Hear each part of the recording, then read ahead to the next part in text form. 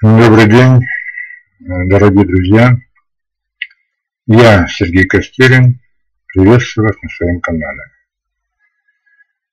В прошлых роликах я немножечко так осветил свой христианский путь. Ну так, я только выделил некоторые моменты. Но на самом деле я сейчас планирую немножечко в другом направлении повести нашу беседу. Потому что, знаете, друзья,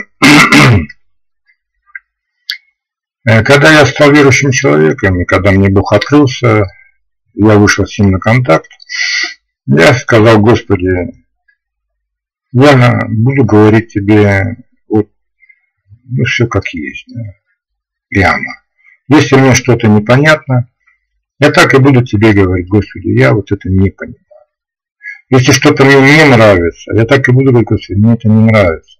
Если что-то там, вопросы какие-то, любые, я буду все задавать тебе, потому что, Господь, зачем я буду перед тобой лукавить? Ты все равно знаешь меня насквозь, ты знаешь мое сердце, ты видишь меня.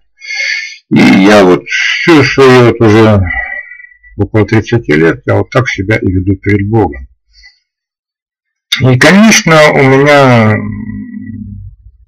были и есть очень много вопросов к Богу, которые я постоянно задаю.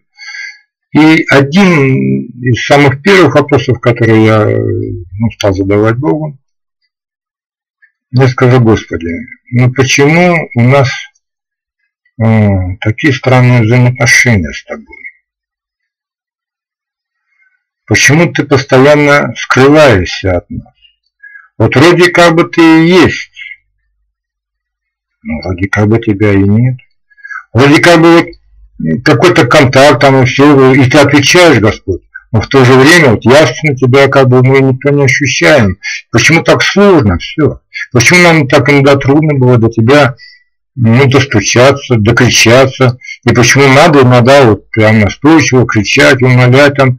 В чем причина таких наших взаимоотношений? Говорю: Господи, неужели все это только из-за того, что когда-то там, давно-давно, в Эдемском саду, там Адам с Евой, сели запретный плод? Господь,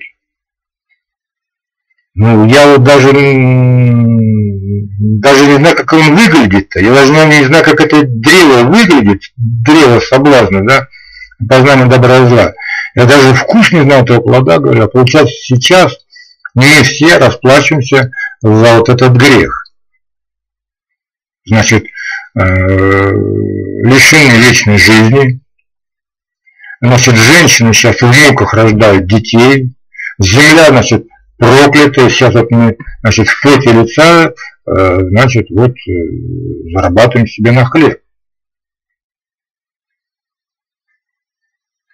Господь, я не понимаю этого всего.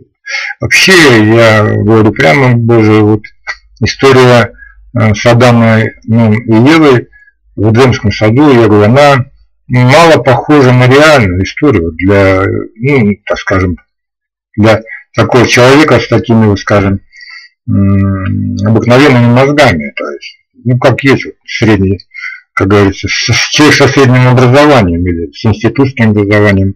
Это больше похоже на какую-то мифологию, Господь. И принять это все за чистый продукт достаточно сложно. Но даже, предположим, возникает вопрос: зачем ты посадил в раю это дерево соблазна? Зачем? Чтобы их испытать? Да можно было сразу понять, что рано или поздно, конечно, не грешат.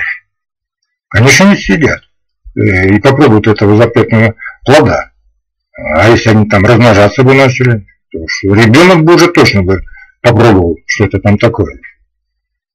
Потом, Господи, мало того, что там дерево запретное сидит, так ты еще туда и дьявола запустил, который их в конечном счете благополучно в образе змеи Еву и соблазнил. И, Господи, ты же знал, когда они согрешали, ты же Бог всемогущий, всезнающий, всевидящий. Ты же видел, когда дьявол их искушал, ты мог все это остановить, но ты этого не сделал. И мне, говорю, Господь, создается впечатление, что они были предназначены к падению. Ты вот создал, когда они, наконец, благополучно падут, а потом уже пришел и по полной программе так им всем воздал. Вот. Я говорю, Господи, мне вот это очень непонятно. Мне такое ощущение, что вот что-то ты там не выговариваешь, потому что наказание было просто непропорционально большим. Может быть, на первый раз можно было и простить их. Но это не только там о прощении никакой речи, но это вообще жизни вечной лишил. Мы сейчас все вынуждены умирать. Ну и вообще, Господь, есть вопрос к тебе. А что здесь на земле делает дьявол?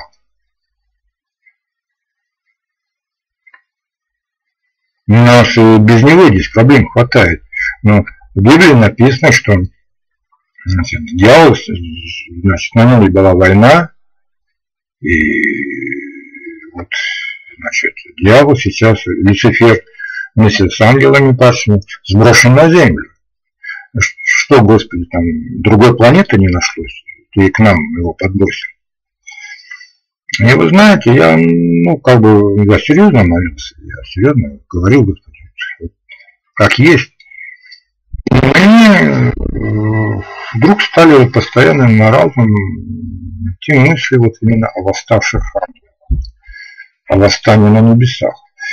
Библия она как-то не очень, там маленечко раскрывается, что да, вот на небе была война, и возглавил восстание небезызвестный нам всем уже архангел Люцифер. И вот, значит, потом они были сброшены на землю архангелом Михаилом вместе с ангелами Божьими. Но то, что стало мне открываться, это как бы подробности такие, которые действительно меня стали удивлять. Я говорю, Господи, а зачем ты мне все это открываешь? Какое это имеет отношение к нам? И вот тогда уже мне Бог, как говорится, прямым текстом сказал, что земля наша, она имеет свое конкретное предназначение, а мы есть те самые, значит, восставшие ангелы на Бога. И предназначение земли и всей нашей земной жизни – это вот, значит, вернуть нас обратно. Открыть нам глаза на все происходящее, чтобы мы все сделали переоценку ценностей и чтобы мы вернулись. Вот. В следующих роликах я подробно буду это все освещать. И вот следующий ролик как раз и будет о восстании на небесах, где я расскажу, как там все происходило.